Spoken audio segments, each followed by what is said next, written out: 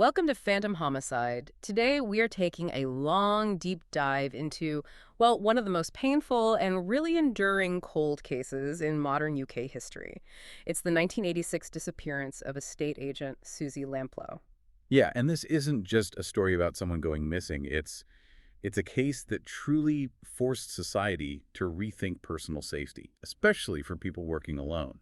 And it exposed the absolutely terrifying patterns of a serial predator. We're drawing today from, decades of police investigation reports, including that really critical 1999 internal review, which kind of reshaped the whole inquiry. Right, and also detailed witness statements, legal briefs from the Crown Prosecution Service, the CPS, and of course extensive psychological profiles of the main suspect. So our mission here is to try and reconstruct the facts of her vanishing as best we can, meticulously lay out the, well, frankly, overwhelming circumstantial case against one man, John Cannon. And also analyze the really profound legal and safety legacies that grew directly out of this tragedy. And the single clue that just anchors this entire nightmare, the detail that has, I think, haunted the public imagination for nearly 40 years now, is this cryptic, just chilling entry in Suzy's work diary. A seemingly mundane professional note for an appointment with a man known only by this, well, almost cartoonishly sinister nickname, Mr. Kipper. That entry, yeah, in so many ways, it just defines the case, doesn't it? This professional veneer, but underneath, just monstrous intent. Exactly. So we'll investigate why, despite really compelling evidence and, frankly, police certainty, justice never fully arrived in a courtroom for Suzy. And why the secret location of her remains was kept by her presumed killer, John Cannon, right up until his recent death. Okay, let's unpack this. We need to start on July 28th, 1986 in Fulham, West London. Right. Susanna Jane Lamplugh, Suzy, she was 25 years old, described by her parents, Paul and Diana, as just bubbly, full of life. She worked as an estate agent for a company called Sturgis. And she'd actually pivoted to that career, hadn't she? She previously worked as a beautician on the big ocean liner, the Queen Elizabeth II. That's right. And it's really important, I think, to frame her job in the context of 1986. Lone working, especially for viewings like this, was just standard practice. Yeah, no one really thought twice about it. Exactly. There were virtually no mandatory safety protocols, no tracking systems, no formal check-ins. It was very much a professional environment based on trust. A trust that a predator could, and obviously did, easily exploit. Catastrophically so. Which brings us back to that diary entry. 12.45 Mr. Kipper, 37 Shorolds, OS. Right, so 37 Shirl's Road, and the OS, what did that mean again? It meant she was scheduled to meet him outside the property, which is interesting in itself, isn't it? It suggests the client perhaps had specific instructions, maybe didn't want to go through the office first. Yeah. Okay, so that time window, roughly 12.45 p.m. to 1.0 p.m., that marks the last absolutely confirmed moments of her freedom. Yes. We have multiple witness sightings placing her right outside that address. For instance, a man walking home saw her just waiting patiently by the gateway around 12:50 p.m. Okay, waiting for Mr. Kipper. And then shortly after, around 1.0 p.m., the owner of the house next door, they reported hearing something. Yeah, commotion. They looked out and saw Lamplugh and a man emerging from outside number 37, and they were looking back up at the house. This specific sighting actually formed the basis for the initial police identikit sketch of this unknown man. And the description of him, it's pretty consistent across the witnesses, isn't it? Strikingly so. And it's a really key piece of evidence. He was described as a white male, probably aged between 25 and 30. Dark complexion, dark hair, neatly swept back, Okay. and crucially immaculately dressed, dark charcoal suit. They use the phrase a public schoolboy type. Right, that specific description. And some witnesses even thought he might have had a slightly broken nose. That detail comes up too, yeah. Adds another layer of specificity. But here's where it just gets, well, frankly, bizarre. Right. Another witness confirms the sighting, but adds the surreal detail. The man was holding a bottle of champagne. Champagne. Yeah, complete with ribbons tied around it. At 1 o'clock in the afternoon for a house viewing. Yeah. I mean, that immediately signals this is not just about property, right? Yeah. It suggests a pretense. Maybe something social, maybe romantic, or maybe just deliberately disarming. It feels like a tool of control. Distraction, charm, designed to lower her guard. And some neighbors even heard what they thought was an argument.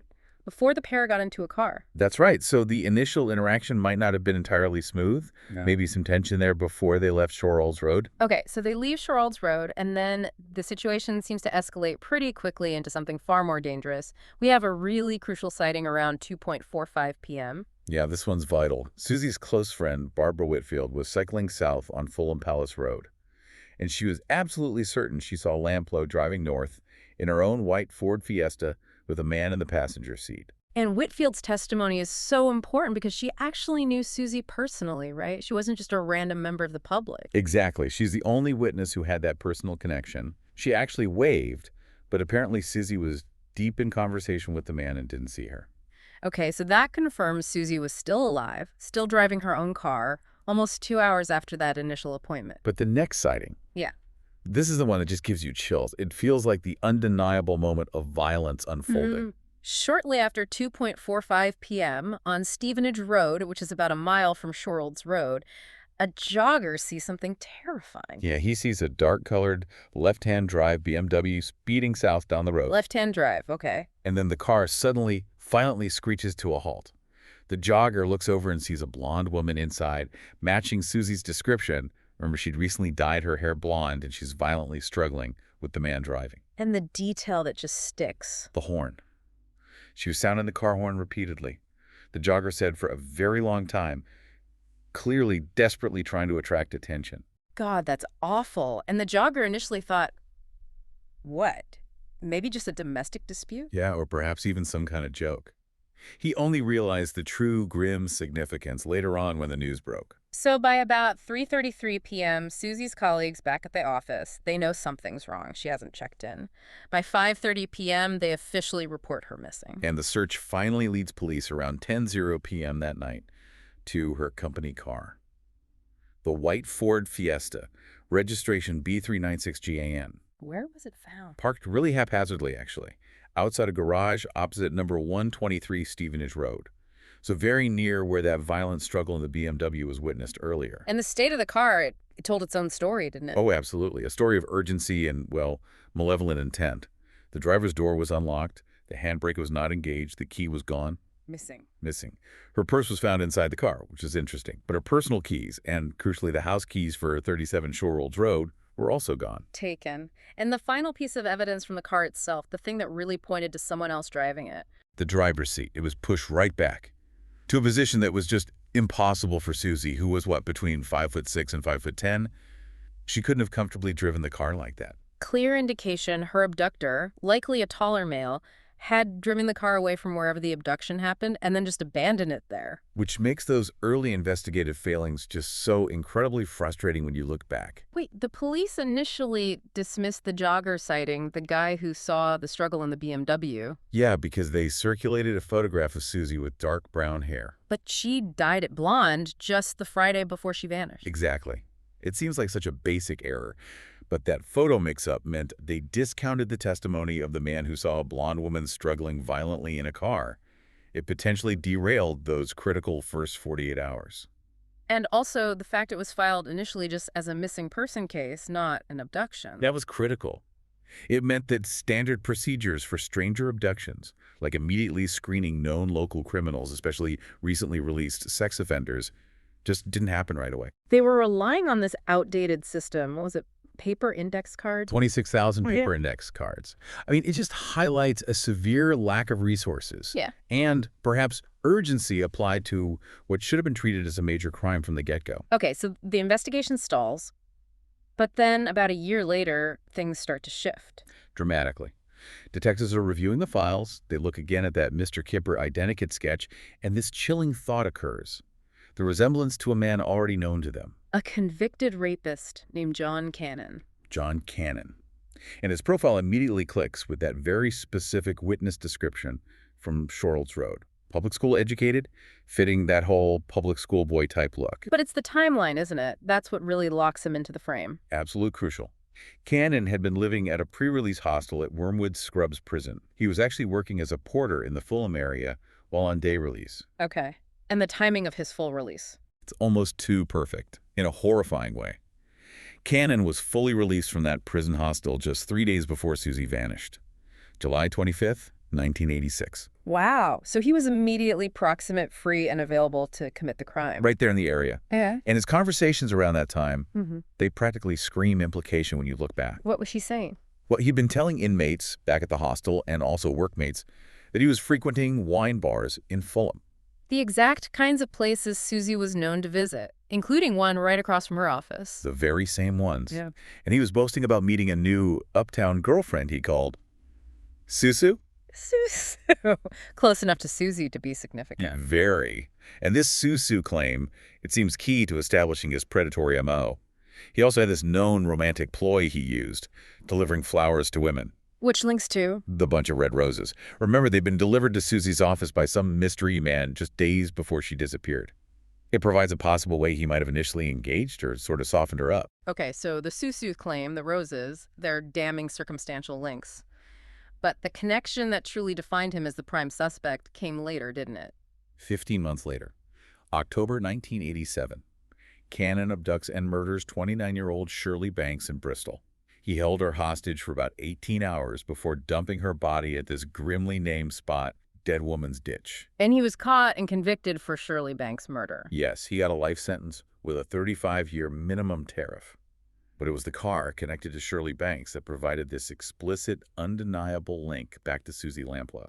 What was found? Shirley Banks' mini car was found hidden in Cannon's garage, but he had put a new false license plate on it. And the plate read? SLP 386S. SLP 386S. The interpretation was immediate, wasn't it? Terrifyingly so. SLP for Suzy Lamplugh, 86 for 1986. It feels like a serial killer's trophy, a twisted calling card. And when the detectives questioned Cannon about this bizarre plate, He confirmed he understood the plate's significance.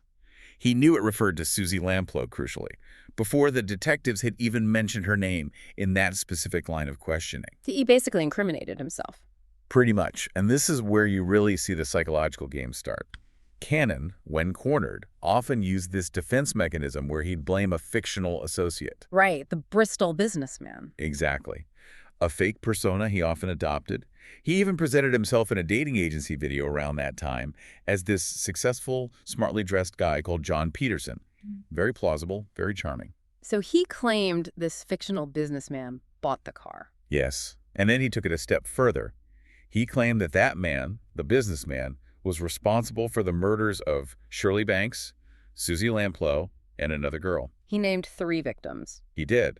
But then when the detectives pressed him directly, asked him straight out, "Are you the businessman responsible for those 3 murders?" Cannon actually gave an affirmative response, said yes. He admitted it. For a second, then instantly recanted, got emotional, shut down, and ended the interview abruptly. That flicker of admission followed by the immediate withdrawal. It fits, doesn't it? Perfectly. It fits the profile of a control freak trying to simultaneously minimize his legal accountability, but also gain power through revealing, then snatching back the information. And his MO, his pattern of behavior, was established long before Suzy, wasn't it? The house-for-sale rapist theory. Exactly. He was strongly suspected of being the man responsible for a series of unsolved rapes back in the late 70s, early 80s. The targets. Female occupants or estate agents in properties that were up for sale in the West Midlands. So he had a history of using real estate as a hunting ground. A clear pattern, but the detail linking him directly to 37 Shorrold's Road specifically, that was the reconnaissance. What did investigators find out? They learned that just days before Suzy vanished, Cannon had turned up, uninvited, at another house for sale on Shorrold's Road, acted really strangely apparently until the owner's husband unexpectedly appeared, at which point Cannon just fled, quickly. He was clearly staking out the area, looking for an opportunity, looking for a lone female agent. Seems undeniable. And the final, almost theatrical connection that just closed the circle back to that initial diary clue, his nickname. Mr. Kipper. Investigators eventually discovered that Cannon's nickname in prison was indeed Mr. Kipper. Apparently because he had a penchant for wearing these Kipper-style broad ties, you know, those really wide ties from the 60s and 70s. So the cryptic diary entry wasn't some random moniker Suzy made up. No, it was his literal criminal pseudonym, likely recognized by his associates. It all just fixed together in this horrifying puzzle.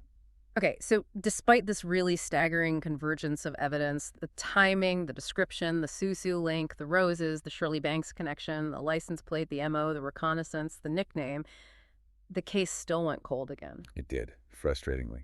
Until 1999. That's when the Metropolitan Police officially reopened the case, and it was triggered by a really critical internal report. What did the report say? It basically chastised the original 1986 inquiry. It highlighted significant missed opportunities and specifically called out the failure to investigate John Cannon properly right from the start. So a new team came in, determined to correct those early mistakes. Exactly. And one of the first things they did was modernize the data. They computerized those original 26,000 paper index cards. And that actually yielded new leads. Immediately. It quickly revealed crucial confirming information. Several other female estate agents in the Fulham area had been visited around the same time by a man calling himself Mr. Kipper. So it wasn't just Suzy. This was systematic predatory behavior. Absolutely. He was actively targeting multiple women in the same profession, in the same area, using the same alias. And they also used that dating agency video, didn't they? The one where he called himself John Peterson. Yes, they broadcast clips of it on the TV show Crime Watch. And the result was immediate. Witnesses came forward who positively identified him as the man they'd seen in Fulham around the time Suzy disappeared. Including someone who saw him near her office. Yeah, one witness specifically placed someone strongly resembling Cannon, looking into the window of Lamplug's estate agency on the very day she vanished. And that dark, left-hand drive BMW sighting that took on new significance, too. Massive significance. Because investigators confirmed Cannon was known to own and operate a car matching exactly that description, dark left-hand drive BMW back in 1986. So all his previous denials that he was never in Fulham, that he didn't know Suzy, they were just completely unraveling under this reinvestigation. Every lie was being exposed. Now let's talk about those mysterious phone calls. They happened on the afternoon, Fleurs. Suzy vanished to the Prince of Wales pub in Putney. That's right. It's a slightly complicated side story, but potentially very revealing. Suzy had actually been at that pub 3 days earlier on the Friday, and she'd somehow misplaced her handbag contents, including her diary. Okay. The landlord found them and kept them safe. She had arranged to pick them up that Monday evening, July 28th, the day she disappeared. So hours after she vanished, someone called the pub. 2 calls, actually. First, a woman identifying herself only as Sarah phoned, saying she had a message for Lamplugh. Okay, strange enough. Right. But then, immediately after that, a man called the pub. He claimed to be a police officer. And he asked very specific questions. Did the pub still have Lamplough's diary and her checkbook? Okay, that's deeply suspicious. What did investigators think was going on there? Their theory was chilling. They considered that Sarah might actually have been Suzy Lamplugh herself, calling under duress, forced to use a false name. Similar to what happened with Shirley Banks. Exactly like Shirley Banks, who Cannon forced to call her own workplace while he was holding her hostage. It fits the pattern of control. And the man pretending to be a police officer. Almost certainly Cannon. Desperate, they believed, to somehow retrieve that diary, the one containing the damning Mr. Kipper entry, before the real police could secure it as evidence. Wow. Okay, so the circumstantial case is just building and building. Then came the DNA evidence in 2007. Yeah, this felt like it could be the breakthrough. A criminologist who had actually been corresponding with Cannon in prison tipped off the police about a specific vehicle, Yeah. a red Ford Sierra. One that Cannon had access to back in 1986. That's what the tip suggested. Police managed to track down this specific car, incredibly, to a scrapyard in North London. Forensic scientists got to work on it. And the results? Monumental. Forensic testing found traces of DNA inside that car that matched both Suzy Lamplugh and John Cannon. Both of them. Yeah. In the same car. That confirms a physical connection. Absolutely. Cannon, predictably, changed his story again and denied ever having used that specific red Ford Sierra, despite other witnesses confirming he definitely had access to it. And there's always a but in this case, isn't there? The legal system stepped in. Yeah, this is where the technicalities just created this insurmountable barrier for prosecution. The Crown Prosecution Service, the CPS, reviewed all the evidence, including the DNA. Well, while the presence of both their DNA strands in the same car was incredibly powerful circumstantial evidence, the CPS concluded it wasn't enough. Not enough. How? They determined there was insufficient evidence to prove, beyond a reasonable doubt, that Cannon and Lamplugh were in that car at the same time, specifically in connection with her abduction and murder. Okay. That distinction is crucial, isn't it? It's everything in criminal law. Without a body, without a confession, the physical evidence had to directly link Cannon to the moment of the crime. The DNA proved they were both at some point in the car. but it couldn't definitively prove the context was her murder. So no murder charge could be brought. The frustration for the investigation team must have been just immense. Unimaginable. They were so close, yet legally so far. And that same red Ford Sierra, the one with both their DNA, it also provided a link to that third victim Cannon mentioned. Exactly. Investigators strongly believe the other girl he referred to in that strange, self-implicating interview was Sandra Court. She was a 27-year-old office worker, abducted and killed down in Bournemouth in May 1986. So 2 months before Suzy disappeared. Correct. And police actually managed to establish proof that Cannon was in Bournemouth on the very day Sandra Court was killed. They found a simple pay-and-display parking ticket placing him there, despite his denials. And the DNA link? Chillingly, 2 hairs matching Sandra Court's DNA were discovered inside that very same red Ford Sierra. The car linked to Cannon and Lamplugh. So the pattern strengthens again. 3 potential victims, 1 man, 1 car. It paints a terrifying picture of his movements and actions in the months leading up to Suzy's disappearance. Ultimately, though, the evidence, massive as it was, just fell short of that strict legal threshold needed by the CPS to charge him with Suzy's murder. Correct. But the lead detective on the reinvestigation, Jim Dickey, was so utterly convinced of Cannon's guilt, so certain they had the right man, that the police made this really unprecedented move in November 2002. What did they do? Despite the lack of a formal charge for Suzy's murder, they held a press conference. And they publicly named John Cannon as the only suspect, the man they believed murdered Suzy Lamplugh. They just came out and said it. Explicitly. They made it crystal clear he was the person they believed responsible. And they actually used that platform to publicly apologize for the significant opportunities missed in the original, flawed 1986 inquiry. Wow. That's a huge statement for the police to make without a charge. It was extraordinary. Right. A public naming that served as a kind of moral indictment, even if it couldn't be a legal one at that point for Suzy's murder. Okay, so Cannon is publicly named. He's suing life for Shirley Banks's murder. He's facing this mountain of forensic and circumstantial evidence connecting him to Suzy and possibly Sandra Court, too. Evidence including, DNA links and other rape cases that were basically irrefutable, like 260 million to 1 against it being someone else. Yet, despite all of that, John Cannon maintained his absolute defiance. Total denial. Complete denial. That pathological refusal to admit any culpability seems to be a core part of his personality, his psychopathy. He denied everything, even simple provable facts, like his access to that red Ford Sierra. And that denial, that silence, it became his final weapon, didn't it? Absolutely. His silence about where Suzy's body was became the final, brutal tool of control he could wield against the police and much more cruelly against the Lamplugh family. Denying them any chance of closure. Exactly. And that control fueled decades of these deeply emotional but ultimately completely fruitless searches for Suzy's remains. Based on fragmented clues, whispers from informants, sometimes maybe even deliberate misdirection from Cannon himself. One of the earliest and most publicized search locations was Norton Barracks in Worcestershire. That's right. This came up based on claims from a former girlfriend of his, Gilly Page, and later an anonymous informant tipped off the police again in 1999. And why was that location significant? Cannon had family ties to that area, Worcestershire. But the search itself proved incredibly difficult. The Army had actually left the barracks site way back in 1979. So by the time they were searching, New housing developments had been built directly on top of the original barracks grounds, making any kind of extensive excavation almost impossible without causing massive disruption to the people living there. they even tried some more creative tactics, didn't they? Trying to decode Cannon's potential symbolism. Yeah, they explored the possibility that sinister license plate, SLP 386S, wasn't just initials in a year, but maybe an Ordnance Survey grid reference. Like map coordinates. Exactly.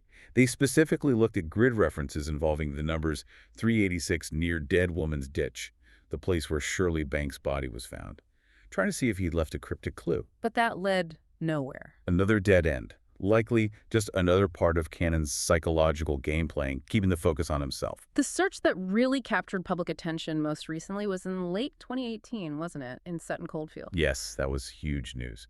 Police received testimony from a former cellmate of Cannon's. This cellmate claimed Cannon had told him Suzy was buried under the patio of the former home of Cannon's own mother in Sutton Coldfield, West Midlands. That sounds like a very specific claim. Extremely specific, and the police took it very seriously. The scale of the effort just reflected that desperation for closure for the Lamplugh family. What did they do? They secured the property, brought in specialist archaeologists, forensic teams, and they spent 2 intense weeks systematically dismantling the garage structure there and digging up the entire patio area, inch by inch. And the result? Nothing. On November 12, 2018, the search was officially called off. Absolutely no evidence related to Suzy Lamplugh was found.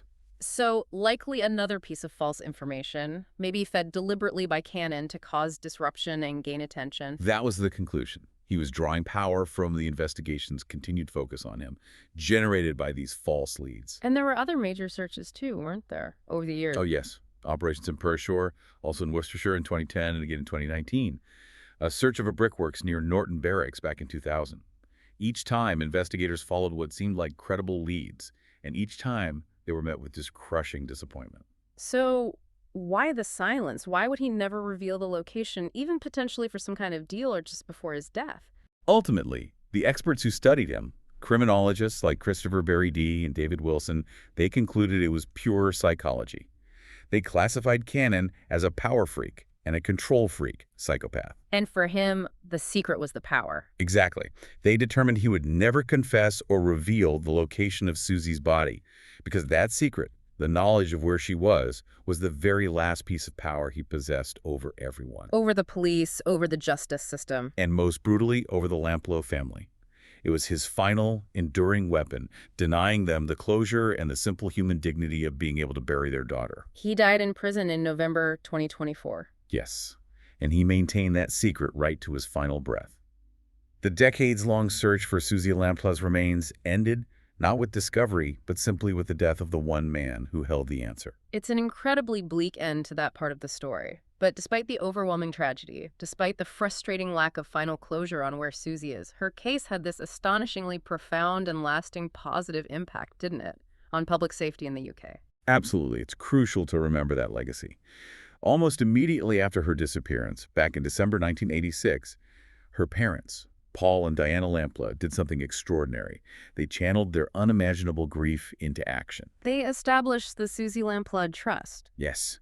And for their incredible charitable work over the decades, they were both later awarded the OBE, the Order of the British Empire, which is a major civilian honor recognizing their huge contribution. And the Trust's mission became really multifaceted, didn't it? Hugely. Raising broad public awareness about personal safety, providing practical professional training to help people avoid aggression and manage risk, and also, crucially, offering counseling and support to other families of missing people. And today, their work continues. They run the UK's National Stalking Helpline, for instance. Which is vital work. Yeah. And their campaigning fundamentally revolutionized the standards for alone working in the UK, especially, obviously, within the real estate sector where Suzy worked. Before 1986, as we said, there were almost no company policies for meeting unknown clients alone. Virtually none. The Trust's initiatives, things like setting up the Missing Persons Helpline, successfully pushing for licensing changes in the minicab industry. They directly drove the adoption of modern safety protocols that we often take for granted now. So this includes things like mandatory company policies requiring staff to check in, providing personal safety training. And the integration of modern safety technology. Think about the mobile tracking apps, the lone worker devices that people carry now. Those systems that provide a discrete digital lifeline, they are a direct result of the safety gaps so tragically exposed by Suzy's case. But perhaps the most profound legal legacy is the impact the Trust had on tackling stalking, because stalking was clearly the precursor to Suzy's abduction. Undeniably. The first real attempt to address this legally in the UK was the Protection from Harassment Act back in 1997. But that act had flaws, didn't it? It was a step forward, yes, but fundamentally flawed because it didn't specifically name stalking as an offense. It was based on this more generic concept of harassment. Which caused problems for prosecution. Big problems. It made it really difficult to prosecute those patterns of repeated, fixated, obsessive behavior that characterize stalking if they didn't neatly fit the existing legal model of simple harassment. So campaigners, led by the Suzy Lamplugh Trust, pushed hard for reform. They did, and they were successful. This resulted in the Protection of Freedoms Act 2012. And what this act did was amend the old 1997 legislation by introducing two specific, distinct criminal offenses of stalking. Okay, what were they? They established Section 2A, which covers stalking that amounts to harassment, and then the more serious Section 4A, which covers stalking that involves fear of violence or causes serious alarm or distress to the victim. And that distinction was vital. Absolutely vital, because it finally recognized that fixation, that pursuit, as a criminal pattern in its own right, not just, generalized bullying or harassment. It acknowledged the specific terror of being stalked. And the law was toughened again later. Yes, following continued advocacy, particularly from the trust, to really reflect the seriousness of these life-altering crimes. The maximum sentence for the most serious stalking offense, Section 4A, was doubled in 2017 up to 10 years in prison. Which sends a clear message. A very clear signal that stalking is not some minor offense. It's often, as we saw so chillingly in Suzy's case, a direct precursor to violence and must be treated with utmost seriousness. And beyond just prosecution after the fact, there are also moves towards earlier intervention now. Yes, that's a really important development. This is the push for civil stalking protection orders, or SPOs. They were proposed in the Stalking Protection Bill around 2017-2019. And what are SPOs designed to do? They're designed to allow the police to intervene much earlier, especially in stranger stalking cases like Suzy's likely was initially. They can impose immediate requirements on the suspected stalker, like banning them from contacting the victim or going to certain locations before the criminal threshold for a jail sentence has necessarily been met. It's about preventing escalation. Trying to stop it before it gets to the point of violence. Exactly. And finally, looking even further ahead, there are these ongoing calls now for a national register of serial stalkers. Similar to the Register for Sex Offenders. Precisely. If implemented, these individuals, the repeat offenders, would be managed through MAPPA. That's the Multi-Agency Public Protection Arrangements.